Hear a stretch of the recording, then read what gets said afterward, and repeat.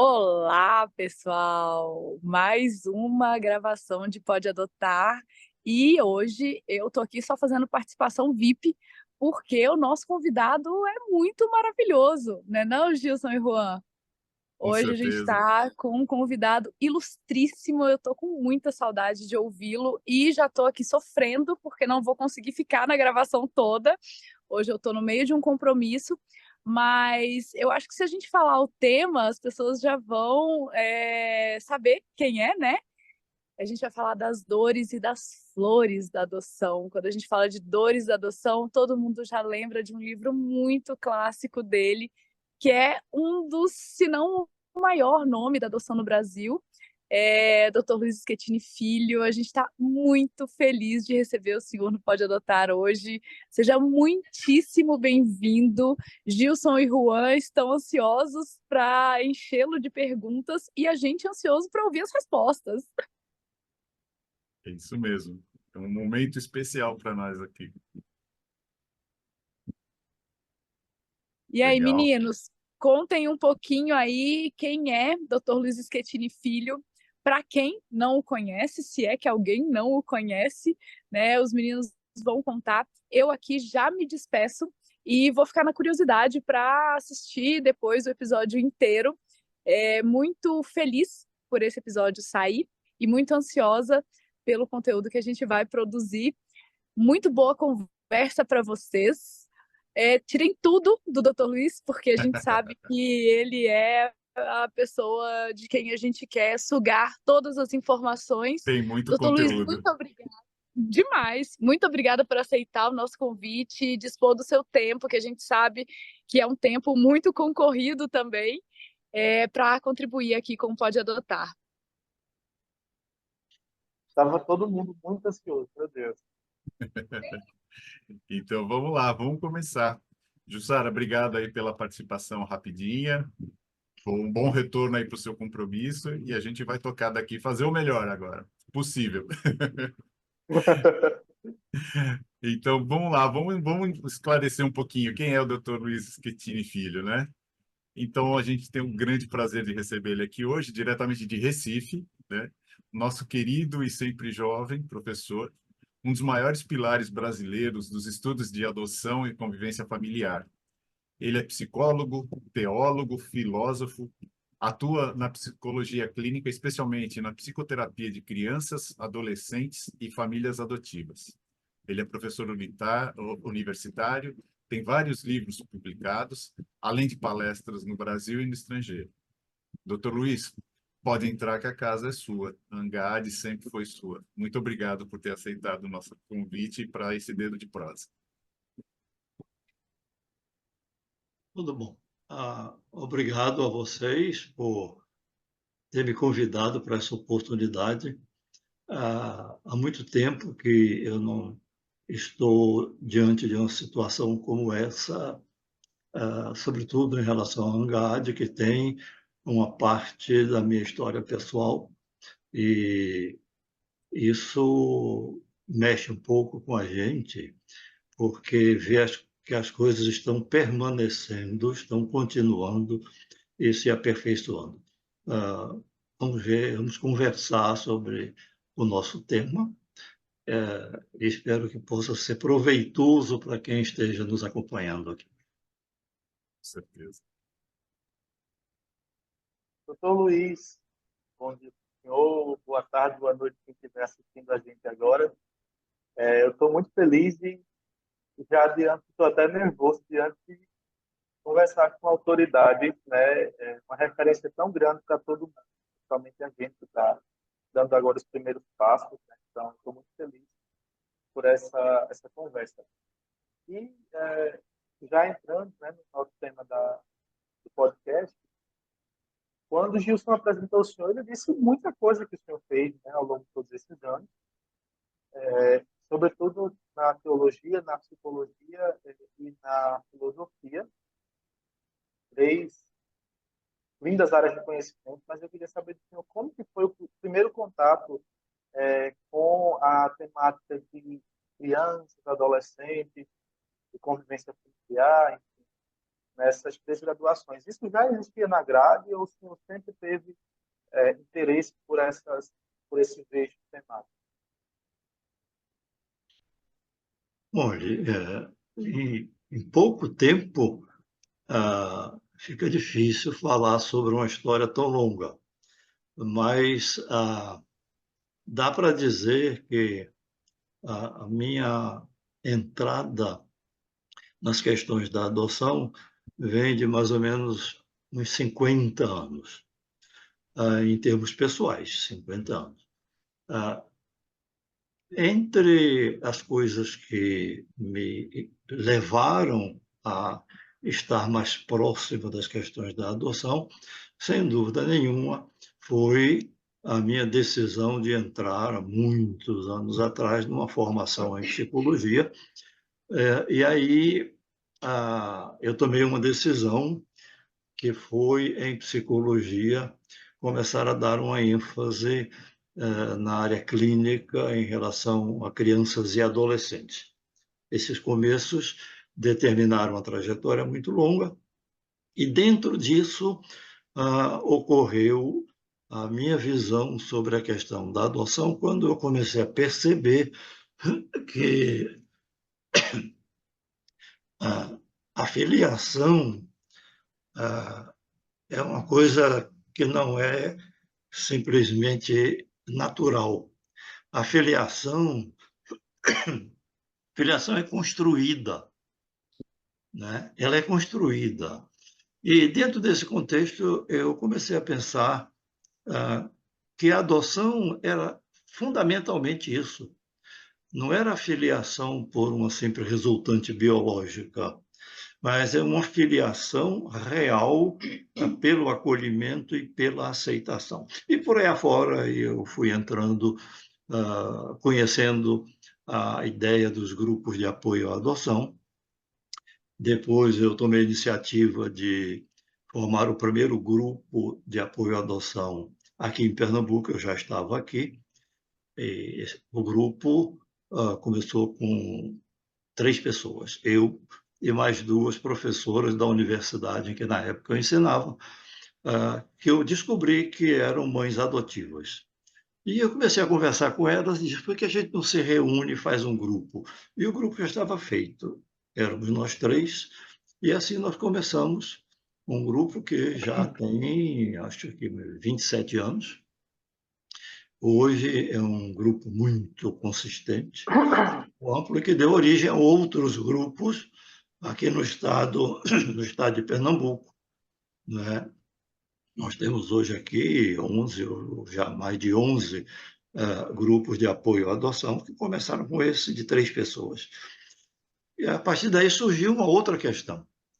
Eu disse: eu preciso ler mais especificamente, estudar nos livros coisas sobre a adoção que eu não sabia na época.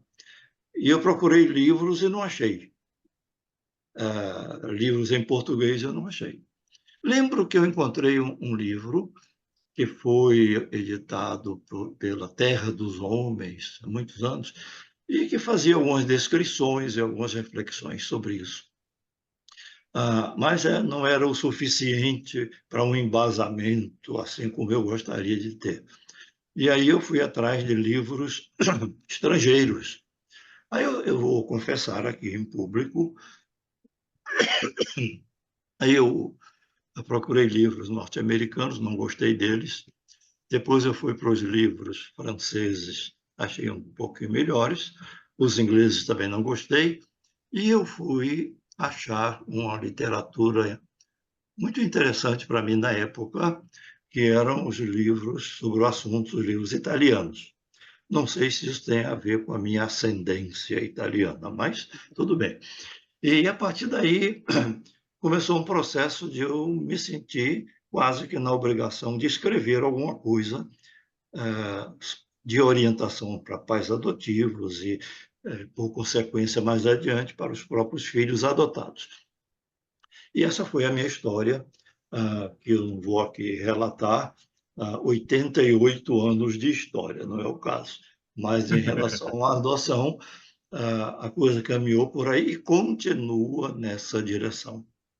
Eu ainda a essa altura, ainda penso em, além dos 6 ou 7 livros que eu escrevi sobre adoção, acrescentar mais um, que eu nem vou dizer que direção que ele vai tomar, mas ainda tenho essa ideia, se o tempo assim permitir. Se Deus quiser. Olha Lembra aí. quando a gente falou que era a casa dele, né?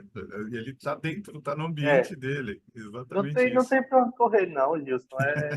É muito tempo, é muita trajetória, são muitas experiências acumuladas e tudo isso quem ganha somos nós, né? Quando ele escreve, quando ele compartilha com a gente todo esse conhecimento adquirido, né? Todas essas vivências.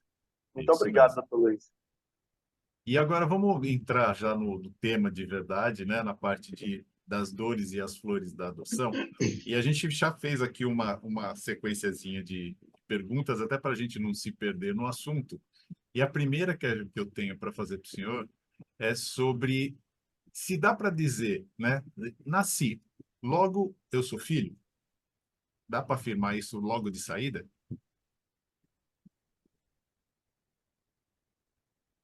Veja, me repita seu questionamento aí para ver se eu compreendi bem. A pergunta é assim: as pessoas falam assim, olha, você nasceu, então você é filho. Hum, Essa associação é bom, direta? É simples era o que eu assim? estava pensando. Olha, não é uma pergunta tão simples de a gente responder ou atender a essa afirmação. Você nasceu, então automaticamente você é filho. Eu fui descobrindo que não. O nascimento, no sentido biológico, em si só, ele não determina uma relação de filiação, né? Ele pode determinar uma relação de parentalidade, né? Mas não de filiação nesse sentido específico. A filiação é um processo, é um processo que anda pela via do acolhimento, pela via da construção de um vínculo afetivo, e aí a gente estabelece a filiação. Do mesmo jeito que duas pessoas que nunca se viram, não se conheceram e se aproximam, se juntam, constroem um vínculo afetivo, formam um casal e muitas vezes a partir daí nasce uma criança, mas não nasce um filho. O filho é aquele que vai ser construído como uma resultante da relação afetiva, a relação de filiação, que é interessante, fica parecendo que isso é uma coisa que acontece da mesma forma em todas as circunstâncias. Não. Cada filiação tem o seu modo próprio, né? A relação de filiação inclui uma peculiaridade que é a resultante das peculiaridades das pessoas envolvidas nessa filiação. Claro, aí entram os elementos de ordem biológica na construção do indivíduo como pessoa física, entram as questões de como as pessoas vão interpretando as experiências que vão vivendo, enfim, a filiação tem uma parte que vem do aspecto biológico e outra parte que se constrói sobre o aspecto da convivência e da construção dos vínculos afetivos. Portanto, a filiação é um processo. As pessoas que geram as crianças precisam construir uma filiação com elas. E as pessoas que não geram as crianças podem construir relações de filiação com crianças que não foram geradas por elas. Em síntese, é isso. Então, a gente não pode dizer nasceu é filho. Não. É verdade que nós misturamos as duas coisas e dizemos, Sim. quando nasce uma criança, diz, esse é meu filho. Não sei. No sentido biológico, sim, hoje a gente sabe, faz lá aqueles exames todos, o DNA não, é gerado por fulano e cicrano. Mas nós é que tornamos as crianças nossos filhos. ou não. Verdade. Criar o vínculo é uma construção, né? É uma construção. É o que eu chamei de processo. E essa construção pode ser feita de uma forma exuberante, ah, tranquila, boa, tranquila nem sempre, né? Mas pode se formar de uma maneira estropiada, atropelada, e aí nós somos responsáveis, em parte, pelo processo de filiação instalado. Aí a adoção entra como uma coisa que tem algum viés que a gente ainda parece que passa por cima. Talvez no decorrer da nossa conversa aqui eu possa levantar essa Vai questão, que me surgir parece uma coisa importante. isso, não. Ô, Gilson, se em algum momento eu ficar calado demais, inclusive isso não faz muito parte, eu sou, né, gosto de conversar e tal, é porque tá dando um bug aqui na minha cabeça. Não é no sistema, nem na plataforma, não. Você que está Eu ainda processando. estou. É, doutor Luiz, eu ainda estou na frase: nasce uma criança, mas não nasce um filho. Minha gente, é, são coisas tão que saculejam realmente quando a gente escuta, né? E nesse modo, doutor Luiz, que nasce uma criança, não nasce um filho, nesse processo de filiação, como o senhor falou, né? Quando a gente fala de dores da adoção, a primeira dor talvez seja a da família biológica, né? E aí, nessa perspectiva da mãe, a gente pode dizer que a primeira dor é quando ela quer esse filho, mas não consegue filiar, não consegue cuidar, não consegue amar. Ou seja, quando ela não pode ficar com esse filho.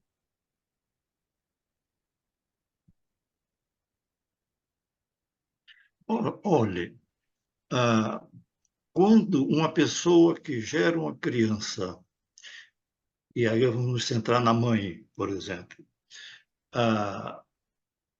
e ela quer ficar com a criança e por qualquer razão não pode, isso é uma coisa. Outra coisa é quando geram uma criança e ela não quis essa experiência de gestar uma criança. Então, quando existe um sentimento desses, e a gente é muito difícil determinar isso, mas só para efeito de a gente pensar, já houve ali um corte no processo de ligação com essa criança. Essa criança nasce, mesmo, é interessante isso, mesmo que essa pessoa que gestou essa criança não esteja querendo a criança e se desfaz dessa criança após o nascimento e entrega a alguém ou até a abandona, existe uma dor, a dor de ter que enfrentar uma decisão de aceitação ou rejeição.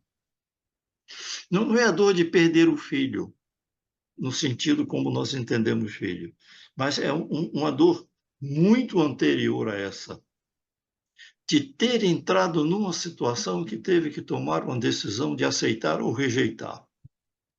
Né? Toda decisão que envolve aceitação ou rejeição é uma decisão que impõe responsabilidade a gente. A gente rejeitou ou a gente aceitou. São dois lados da responsabilidade. Então, veja, a gente pode chamar isso de uma dor. A dor precípua, a dor dos começos em que a ligação a gente esperaria que ela fosse construída de uma forma, e então fatores que a gente não consegue determinar, e são muito individuais e muito pessoais, interromperam esse processo. Então, isso é uma dor. Como a gente pode ir mais adiante e uma pessoa que gerou uma criança e que, por uma circunstância, não conseguiu ficar com essa criança, e, e ela deixou essa criança para que outra pessoa criasse e a tornasse filho. Isso é a dor da impotência diante das circunstâncias. Então, a gente tem vários momentos do processo de dor, até a dor de buscar o esquecimento, a dor de enfrentar a distância dessa criança que não foi tornada filha. Veja, aquelas experiências de crianças adotadas que constroem uma relação de filiação com seus pais adotivos e que depois de muitos anos se encontram com aquela mãe de origem, a gente, quem já teve essa experiência, eu já tive algumas até de participar desse encontro, é frustrante, mas aí a gente sente um lastro de dor. Deixa eu te dar um exemplo assim muito simples, de uma filha adotiva de seus 17 para 18 anos e que encontrou a mãe de origem. E os pais adotivos ficaram com dificuldade de promover aquele encontro, com aquele medo de que o seu filho, no caso, a sua filha, então começasse a pensar em voltar para uma convivência com aquela mãe de origem, coisa que eu nunca vi acontecer. Então, marcou-se o encontro e me pediram para participar desse encontro. Eu não fiz nada, eu fiquei como espectador. E a mãe chegou, olhou para a moça, era uma moça, 17 para 18 anos, e aquilo me chocou quando ela olhou e disse: Como você cresceu. Foi tudo o que ela soube e pôde dizer. Não tinha mais nada para dizer. E a moça não teve o que dizer e ficou em silêncio. E a conversa foi silenciosa por alguns minutos. E a mãe de origem disse: Eu preciso ir, porque ainda tenho algumas coisas a fazer hoje. Imagino que ela saiu, suponho, que ela saiu para chorar as suas dores. E imagino que aquela moça, com a qual eu não tive mais contato, imagino que aquela moça foi também a pensar nos seus vazios, né? Naquela sombra que ficou entre a origem e o seu momento de encontro com aquela mãe de origem. Então, veja, essas dores são dores que nós não temos condição de avaliar. Aliás, nós não temos condição de avaliar, de quantificar, muito menos, qualquer tipo de dor. Eu sempre fui muito contra isso. Quando alguém está sofrendo uma dor, seja moral, seja emocional, seja física, ah, e uma outra pessoa, com o intuito talvez de ajudar ou consolar, ela diz assim: não, isso não é também assim. Você está sofrendo demasiadamente por uma coisa que não precisava. E dizem outras expressões um pouco mais até ofensivas, a dor do outro, como diz, você é muito mole, por que está A do outro sofrendo é sempre mais tanto? fácil, né? Exatamente. Ninguém pode medir a dor do outro. Não há como. Nem a quantidade, nem a qualidade. Então, a gente precisa respeitar a dor do outro, independentemente de a gente poder classificá-la. Então, a dor da adoção, lá naquela origem, é muito isso. A gente sabe que existe, de alguma forma, muito pessoal, muito específica, muito circunstancial. E cada um vai viver com a sua dor. Nesse sentido, a dor da mãe que não fica com a sua criança, não conseguiu adotá-la como filho, é uma dor que existe e que faz parte da história dela e vai fazer parte da história do filho que construiu a relação de filiação com outro pai ou com outra mãe. Vou aproveitar esse gancho, doutor Luiz, e exatamente perguntar sobre isso, né? Quer dizer, o afastamento da família de origem, ele sempre vai ser um motivo de dor para o filho, independente da idade que ele mudou de família? Isso tem alguma diferença quando é mais novinho e quando ele já é um pouquinho maior, que ele já teve um entendimento um pouco maior? Essa dor É, perdura? uhum. Olhe, a dor sempre existe. Aliás, nós construímos a nossa vida, e não estaria exagerando, sobre dores. Porque a dor, no seu sentido mais amplo, é uma das maiores evidências de que nós estamos vivos, né? A dor indica isso aí, não é? Não é que para a gente permanentemente ter a consciência de que nós estamos vivos, tenhamos que estar sempre sentindo dores, mas a dor baliza essa questão. Então, veja, a eu diria que todos os filhos adotivos é muito difícil e é arriscado a gente generalizar, Uhum, mas eu acho que aí dá para a gente fazer isso. Há dores que elas estão comprimidas dentro de nós. Há dores que a gente não tem consciência delas, mas elas marcam o comportamento da gente. Então, no caso do filho adotivo, quando ele toma consciência do seu processo de transposição daquela pessoa de origem, que a gente chama também de mãe, uhum, não é? Aquela mãe de origem está distante e ela construiu um vínculo de filiação com outra mãe, e colocamos o pai também, né, nesse percurso, e existe uma dor da separação. Toda separação provoca dor. Toda separação provoca dor. Então, é uma dor inerente à história pessoal de cada um de nós. Em outras áreas da vida que não a adoção, nós também sofremos as nossas dores e dores de separação. Quem já não pensou na perda da sua infância porque já não é mais criança? Quem já não pensou na perda da sua idade adulta, no auge da sua maturidade, porque já se tornou velho no final da trajetória? São perdas, perdas que existem na história da gente e que dão um certo embasamento para a gente absorver o que foi conquistado, porque toda conquista, a mim me parece, toda conquista exige a perda de algo anterior. Algumas perdas são tranquilas, outras perdas são dolorosas. Então, na adoção, existe uma dor do filho que é adotado por não ter prosseguido na construção do vínculo de filiação com aquela mãe de origem e com aquele pai também. Eu estou insistindo na figura do pai, porque o pai sempre é marginalizado.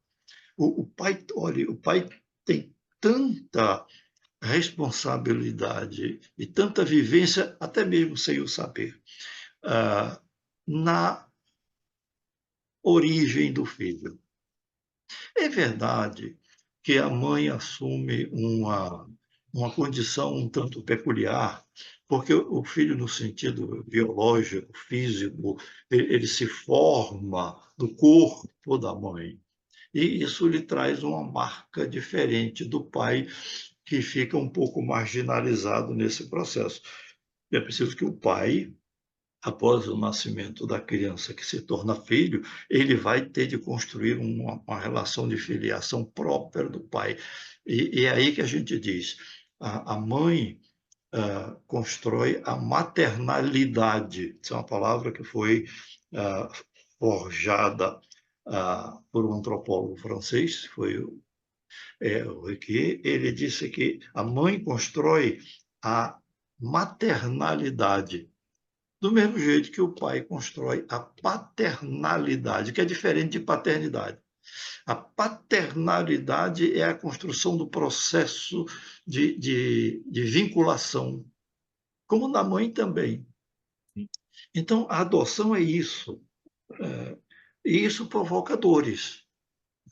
Eu sempre ouvi falar, em relação à adolescência, que os adolescentes têm umas dores físicas, musculares, a dor do as crescimento, né? articulações. São as dores do crescimento. Não são as dores da perda e da separação. Não são as dores do crescimento e, eu diria, as dores da vinculação com novas situações que ele vai viver.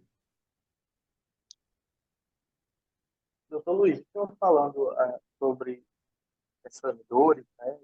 E muito mais as dores são intrínsecas, né? À existência, ao ser vivo. Nossa, cara, alguém tem que escrever isso comigo. Sim. É... E o senhor, na sua fala, estou sempre falando sobre pai, mãe, mas a gente escuta, né? A gente está no grupo escuta muito as famílias biológicas se referindo a essa figura como genitores. Esse uso da palavra genitor, que eu entendo que é uma forma de distanciamento ou não sei se é uma forma de apagar, mas se distanciar talvez desses vínculos com a sua família biológica, com a sua família de origem. Olha, a sua questão é interessante, né? A gente percebe muito isso. A gente mesmo usa essa forma de querer explicar o fenômeno, né, da separação da mãe de origem para a mãe que adota ou para o pai. Então, diz, não, uma parte foi que gerou, são os genitores. A outra parte são os pais reais, aqueles que construíram a relação de filiação. Aí a sua questão é interessante, porque será que isso que a gente pensa desse jeito, usando dessa forma, é uma maneira de construir uma barreira ou desqualificar a geração, o pai e a mãe que geraram? Na minha experiência clínica, em relação a essa questão, me parece que algumas pessoas usam isso como um instrumento de fortalecer a sua posição como pais adotivos, porque os pais adotivos, às vezes, se percebem, e se não se percebem, se sentem, como que tendo sido intrometidos num processo, né? E agora eles não querem se perceberem ou se sentirem fragilizados nessa posição de pai e mãe.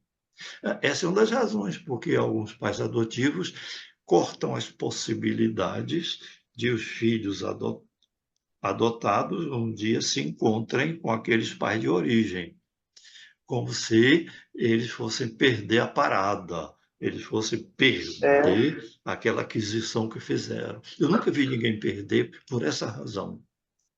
A perda que ocorre muitas vezes na relação de filiação é por uma falta de, eu diria, de construção, de maturação do processo de ter filhos por adoção.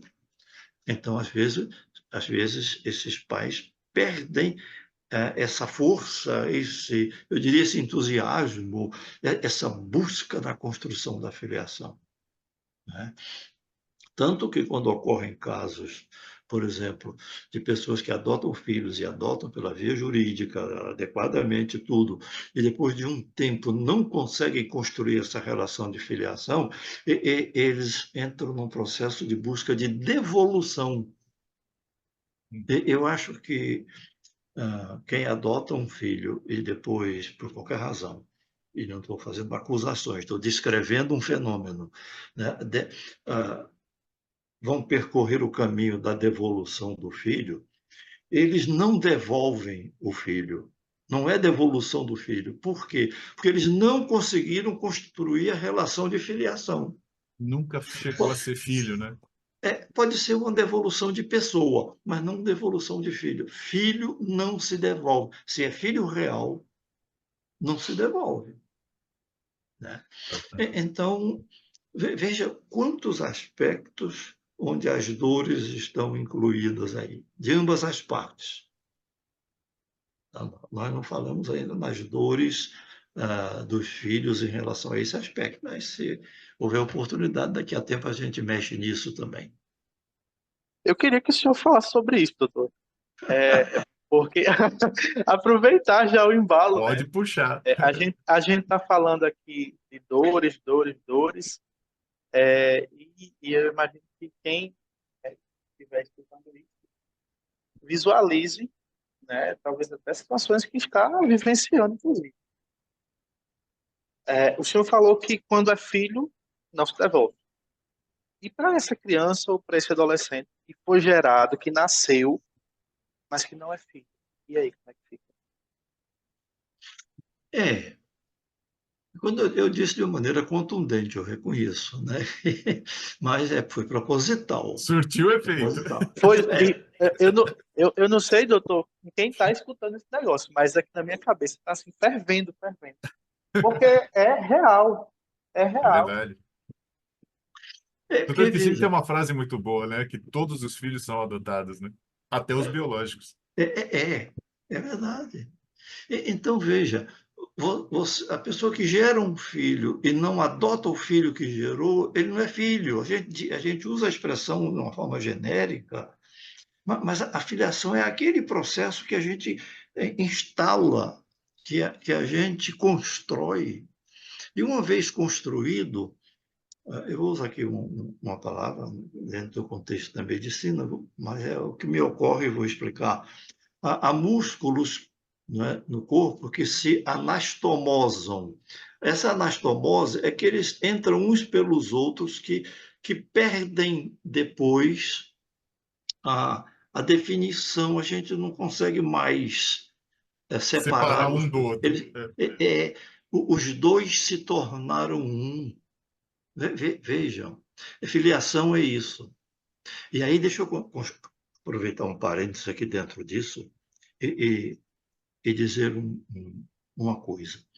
Isso pode gerar um tumulto, mas eu entendi que depois que a gente chega a um certo momento de vida, que eu tomo de 80 anos para frente, a gente pode dizer qualquer coisa. Então, veja só, a, a, o, quando a gente adota um filho e ele entra nesse processo de interação e que uns se misturam no outro, ocorre uma coisa interessante, mas ameaçadora. Eu diria que nós amamos os filhos, mas nem sempre gostamos dos filhos como eles se apresentam para nós como filhos. Então, é possível amar o filho e não gostar de alguns aspectos da sua forma de ser pessoa-filho. Então, eu diria assim: eu amo profundamente meus filhos, mas eu não gosto de algumas formas de eles serem pessoas. Isso vale para todo tipo de relação. A relação entre marido e mulher, entre irmão e irmão, a relação entre as pessoas. Eu posso amar muito algumas pessoas e não gostar de algumas coisas delas. Eu estava me lembrando que eu, outro dia, não sei por que razão, fui fazer uma rememoração daqueles grandes amigos que as pessoas têm. E cada um de nós pode fazer uma relação de grandes amigos. Eu não sei o que é realmente que significa grandes amigos, mas a gente usa isso e a gente entende. Aí eu fui começar a pensar quantos grandes amigos eu já tive até hoje. E eu só consegui relacionar 6, né? No meu caso, desses 6, 5 já morreram, até porque eram mais velhos que eu, então chegaram ao seu tempo. Então tem um que está vivo e é bem mais velho que eu. Eu fiquei pensando, mas olha, grandes amigos. E desses grandes amigos, um deles, eu não gostava de alguns comportamentos dele, mas era meu grande amigo. Então, na relação com filhos é a mesma coisa. Gostar é uma coisa, amar é outra coisa.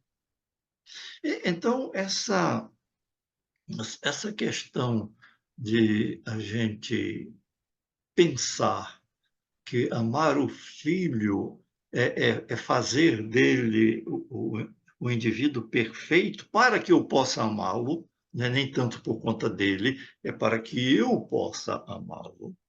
E a gente não vai conseguir nunca. É uma Até armadilha, né, doutor? é Porque, uma armadilha. porque É exatamente eu isso. brinco que, assim, na adolescência isso aparece muito forte, né? Pronto. Porque eu falo que na adolescência todo mundo vira Minion roxo, né? Ou Gremlins, para quem for mais antigo.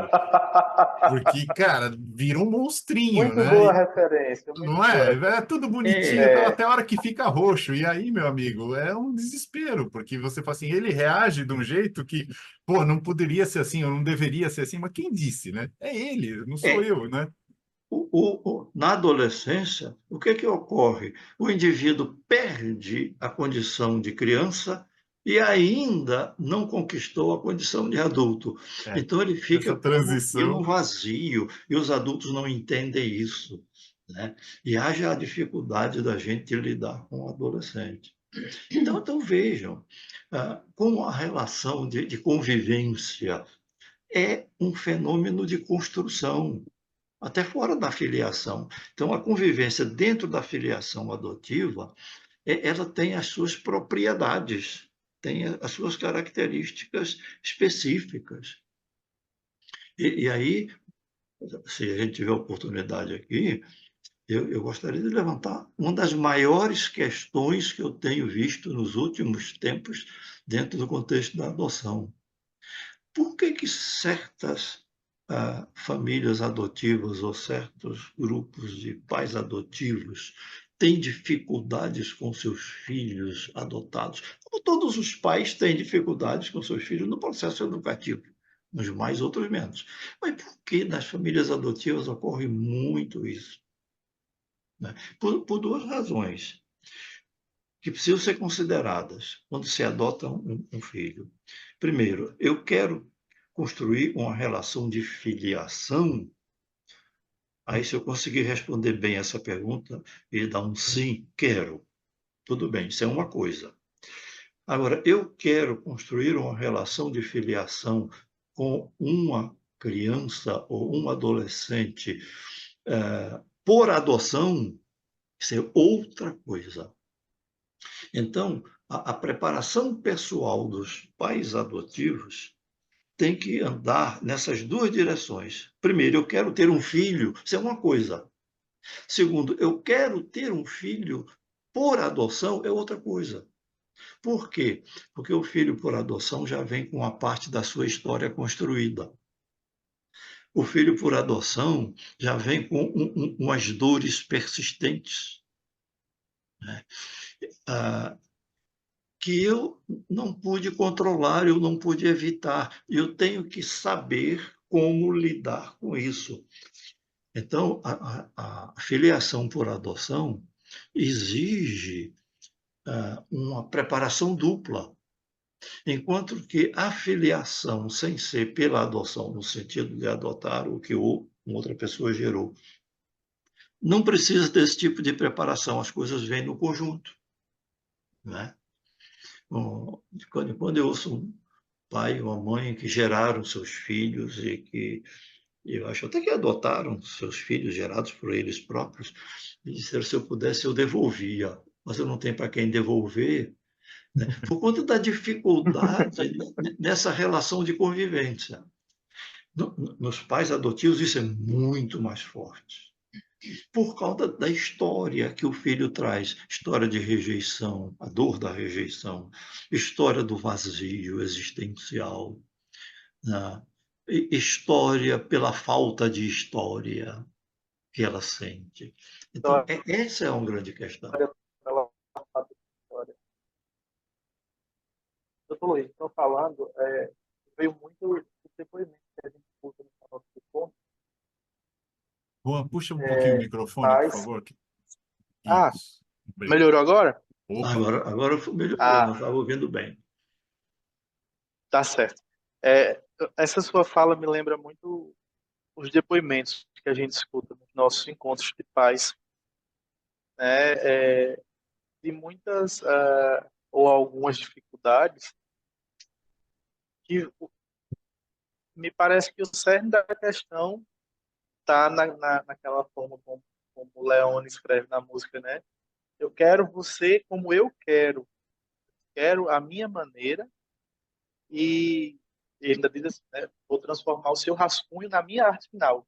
Talvez essa insistência gere essas barreiras e ainda mais recursos para essas duas que o senhor fala, né?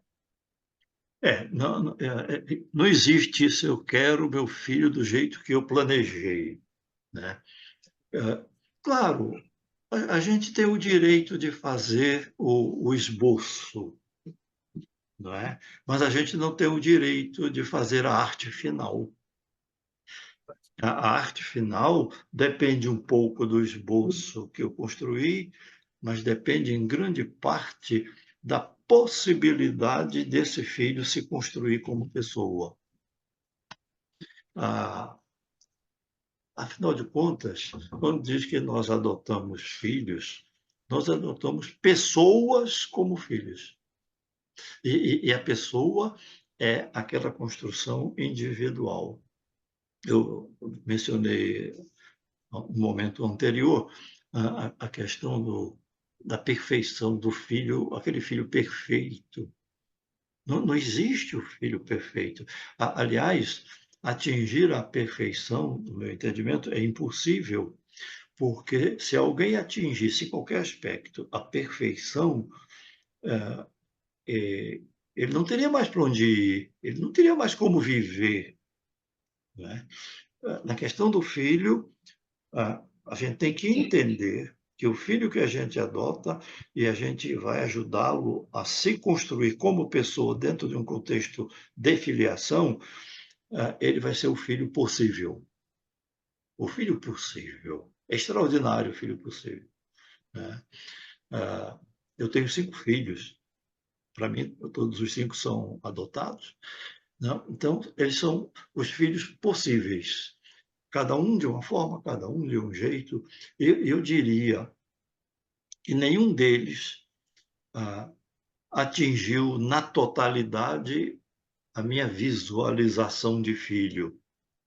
Porque não A nossa pode. expectativa é muito alta, né? A É, gente mesmo É, incondicional e quase que inconsciente, né? A gente acaba criando uma imagem, uma expectativa, e é uma carga muito grande em cima deles e injusta, né? pronto. Literalmente. E essa observação sua é importantíssima. A gente cria cargas em cima dos filhos para que eles atendam às nossas expectativas.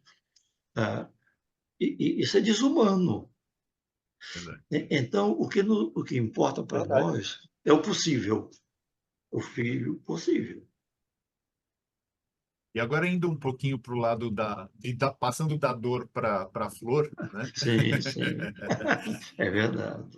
A criação desse novo vínculo, né, com a família adotiva, ela pode ser uma fonte, uma forma de diminuir essa dor do filho que ele sente pelo rompimento com a família biológica? Sim, sem sombra de dúvida, né? É quase como se fosse uma necessidade de a gente juntar a, as dores, vamos poeticamente, como foi pensado, do outro lado, as flores, ou a gente podia dizer as dores e os amores. Eu juntaria até um outro aspecto aí nessa parte das flores e dos amores. Eu usaria os humores, os nossos humores, né? Exato. Isso tem uma importância muito grande que podia ser assunto de uma outra Uma pauta conversa, inteira. ou seria uma coisa interessante, né? Então veja, a adoção, ela tem o seu lado das flores, né? O seu lado enriquecedor e prazeroso. E qual é o prazer? O prazer é de olhar para o filho e ver o filho se tornando pessoa junto com outras pessoas. O que, no meu entendimento, ah, não é uma coisa fácil, porque nós quer queiramos, quer não, fazemos uma antevisão da pessoa que o filho deveria ser. E à medida que ele não se constrói dessa forma que nós imaginamos, isso é uma certa frustração. E é nisso que nós temos que parar e pensar e nos disciplinar em relação a essa busca do tal filho perfeito, do tal filho que atenda às nossas expectativas, né? E aí entra a questão da convivência, né? Nós somos, em grande parte, responsáveis pelas dores ou pelas flores das nossas convivências. Isso exige de nós que nós atentemos para as diferenças pessoais, né? Eu sou um ferrenho lutador pela ideia de que a gente deveria,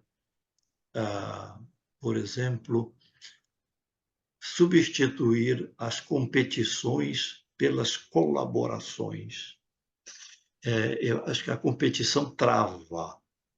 A competição ela impede o indivíduo de fazer as conquistas que ele pode fazer. Alguém perde, né?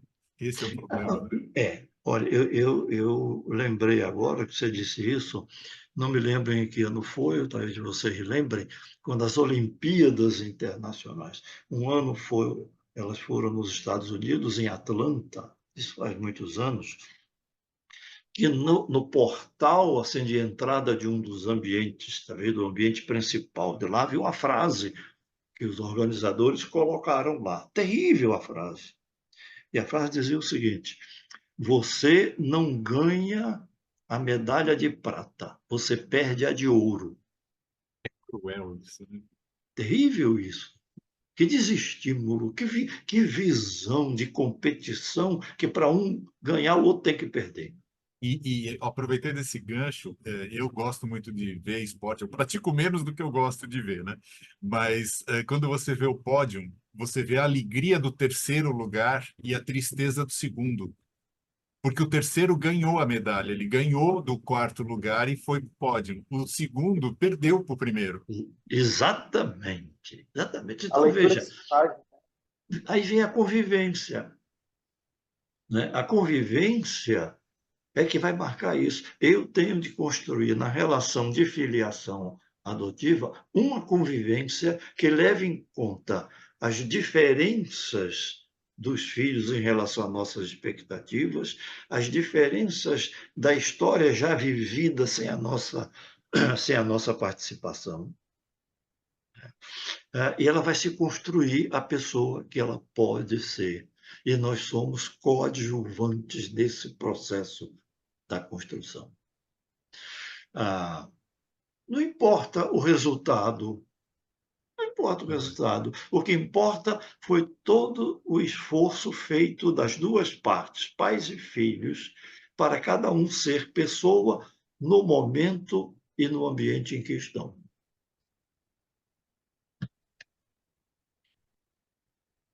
é, pensando nisso, doutor Luiz, né, como um processo e com tantos atores envolvidos, o senhor falou sobre ter acompanhado em um momento encontro, né, de uma criança, enfim, com a sua mãe biológica, né? E que foi um encontro muito rápido. E enquanto o senhor falava, eu meio que visualizava, sabe, construindo essa cena.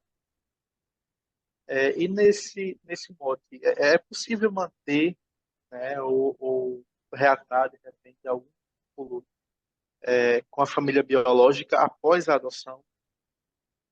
Sim, é possível, sim.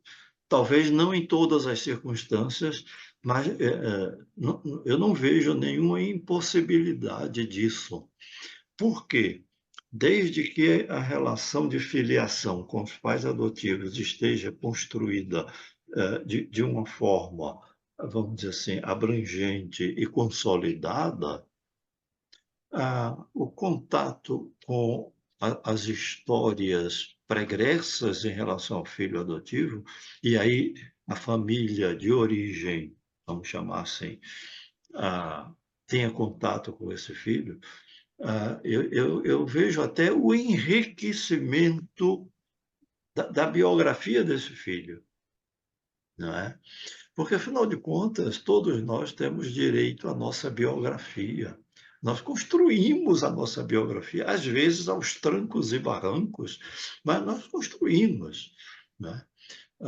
Ultimamente, deixa eu dar um exemplo aqui de parênteses, eu estava organizando aqui os livros da minha biblioteca em casa, os meus livros, né? Livros que eu li há 40 anos, 50, 60 anos atrás, e que eu ainda tenho, que são meus, estão aqui. E eu comecei a colecionar, a ver alguns livros dos quais eu participei com outros autores, que escrevi um capítulo lá.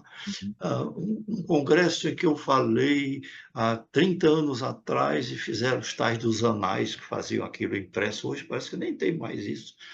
E estava lá a minha participação e algumas coisas que eu disse em determinado momento, artigos que eu escrevi em revista tal, que nem existe mais. Aí eu fui colecionando tudo isso e eu fui vendo a consistência da minha biografia nesse aspecto. Aí eu botei tudo junto, assim, e olhei para aquilo ali. Em parte eu disse, puxa, muitas coisas da minha vida se resumiram nesse espaçozinho aí. Mas nesse espaço, ele representa uma história. Então, voltando à questão do filho adotivo, ter uma aproximação ou uma convivência com pessoas da sua origem, pai, mãe ou irmãos, não é? Eu acho que isso é enriquecedor, mas às vezes a fragilidade dos pais adotivos assume um pouco o cenário aí e ficam temerosos de que aconteça um estresse e uma desarmonização da relação familiar. Nem pensar nisso, nem pensar. Isso é um Pelo ponto. contrário, eu acho que fortalece.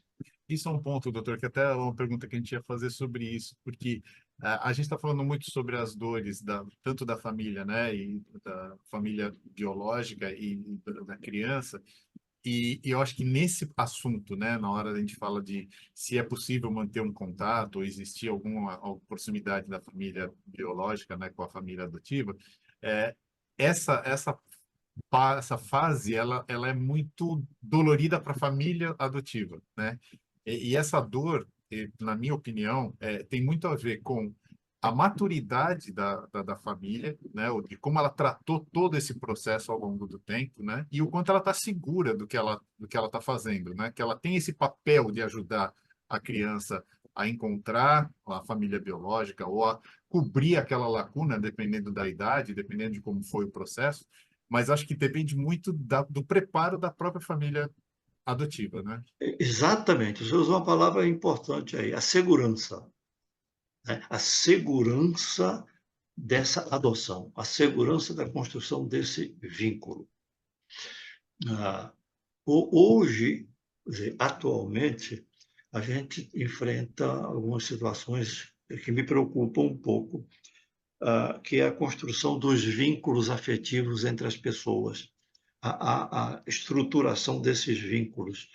Eu não posso deixar de fazer uma referência a uma das redes sociais que está ficando, me parece, em plano um pouco secundário, mas ela existe ainda, e o Facebook, onde as pessoas têm 5.322 amigos, né?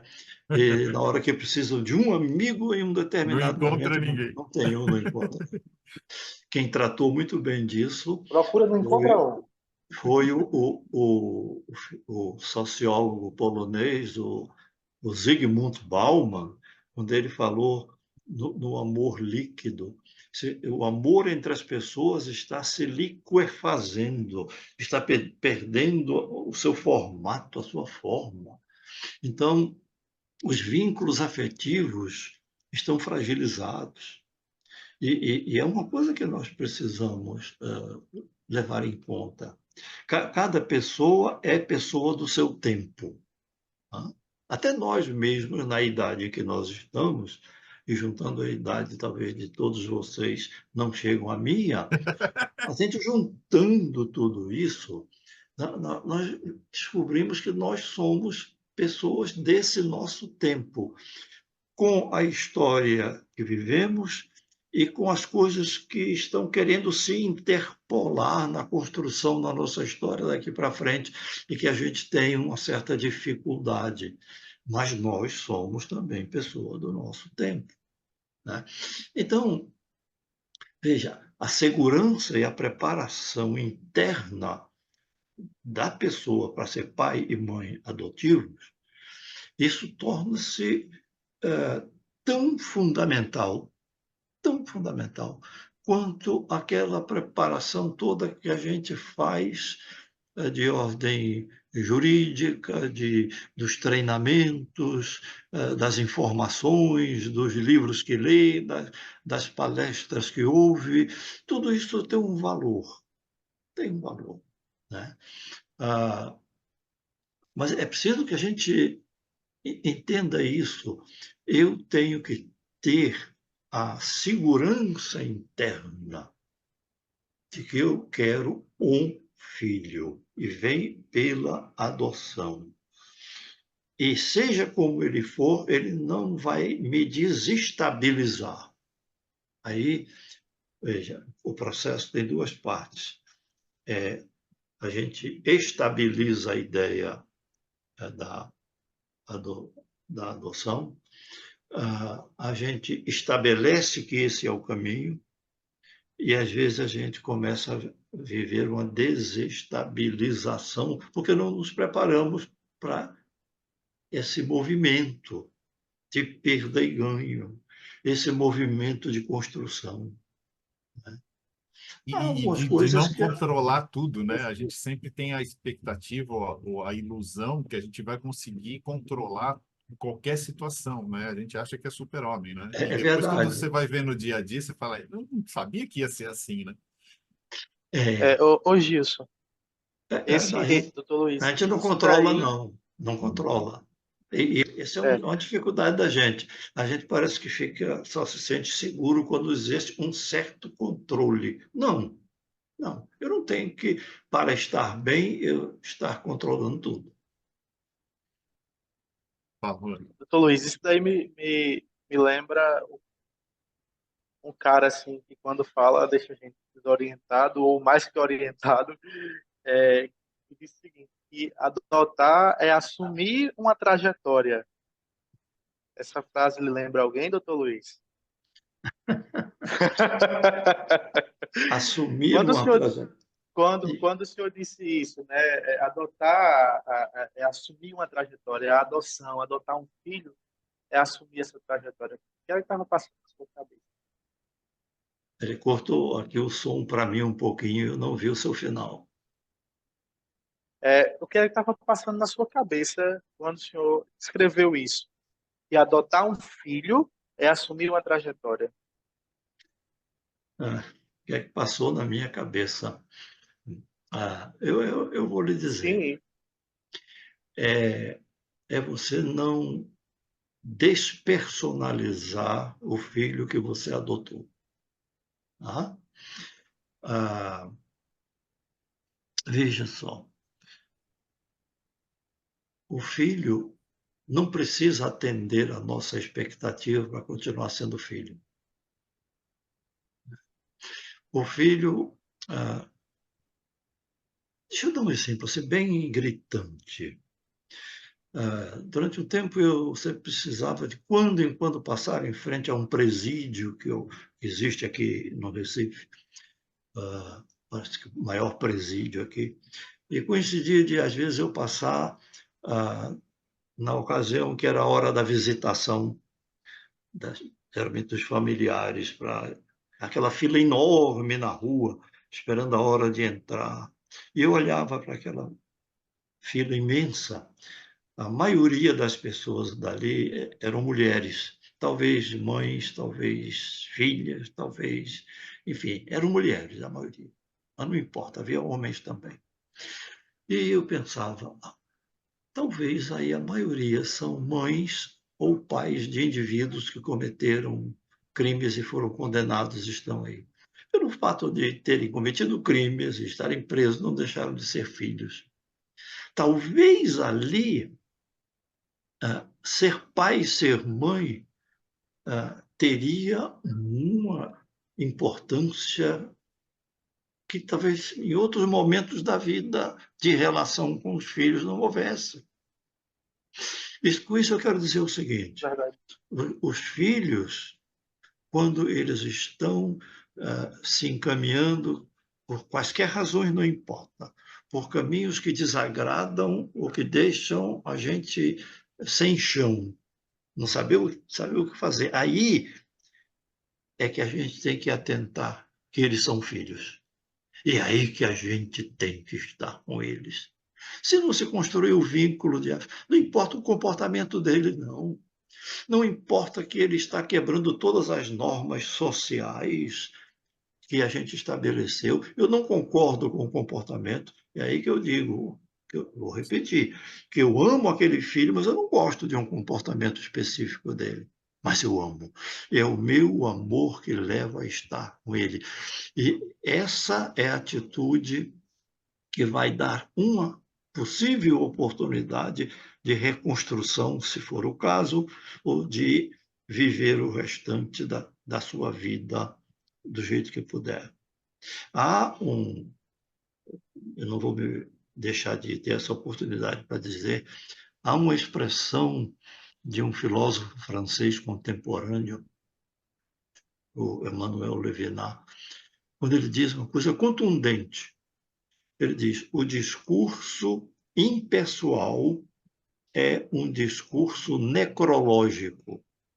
Isto é, quando eu impessoalizo a minha atitude, o meu comportamento, as minhas visões, os meus desejos, quando eu impessoalizo, é como se eu estivesse fazendo um discurso para um indivíduo morto, que não me ouve, que não tem mais ligação comigo.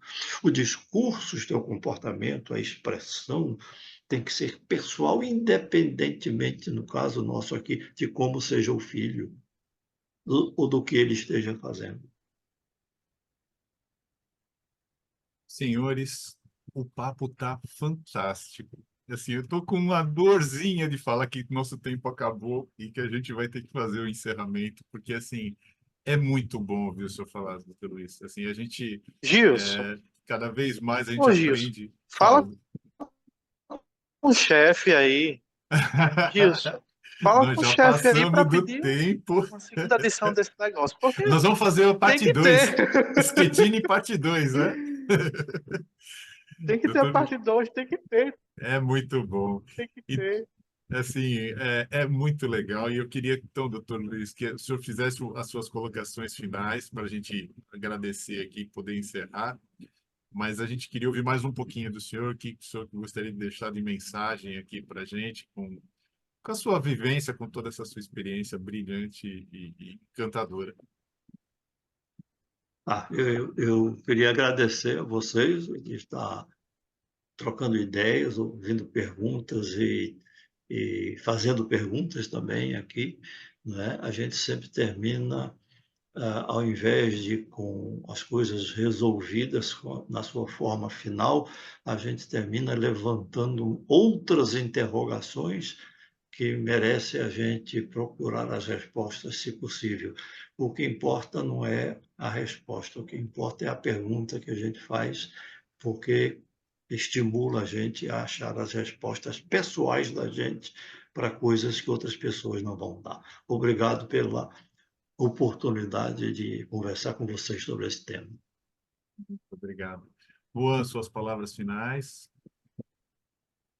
Quando eu achava que já tinha encerrado ele, dá outro start aqui, né? Quais são as perguntas que ajudam a gente a buscar, né, as respostas. Eu estou muito feliz por essa conversa. Me senti altamente privilegiado por esse bate-papo, né, tão direto e tão aberto. E só vou relatar aqui um negócio para dar chave. Eu lembro de uma palestra do Dr. Luiz, e ele, de forma, né, muito caricato. Ela disse o seguinte: eu não sei por que que quando eu estou falando, vocês estão escrevendo aí com esses papeizinhos. Eu acho que ele vai lembrar dessa cena no Enap. Porque vocês estão escrevendo aí e depois vão jogar esse papel fora.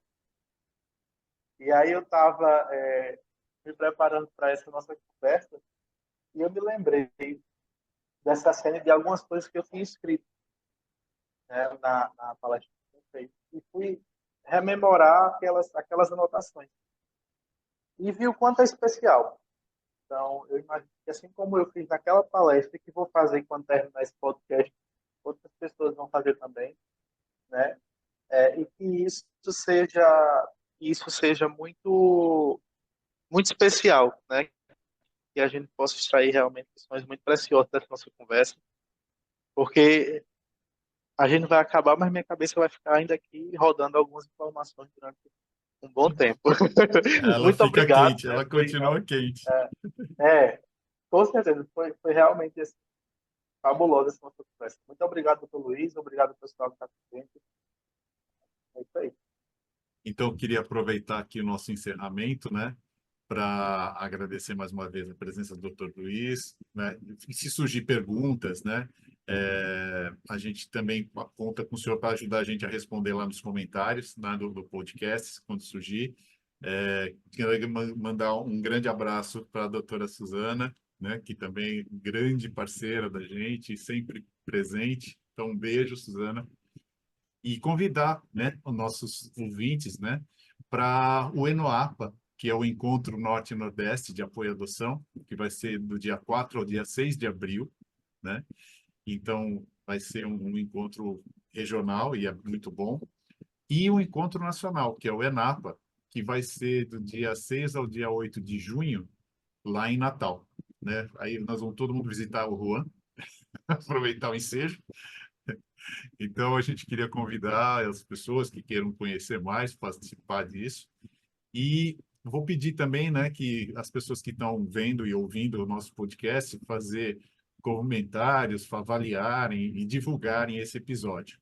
Lembrando que a gente tem lá no Spotify e no YouTube as outras edições, os outros capítulos que a gente fez. E normalmente a cada 15 dias é que a gente lança um novo podcast, normalmente às terças-feiras, tá? Então, mais uma vez, então, queria agradecer em nome da ANGAAD, Dr. Luiz, por participar do nosso podcast e desejar a todos aí um ótimo período e até o próximo encontro. Abraços. Abraço, pessoal. Tchau, tchau. E até a parte 2, hein? Schettini parte 2.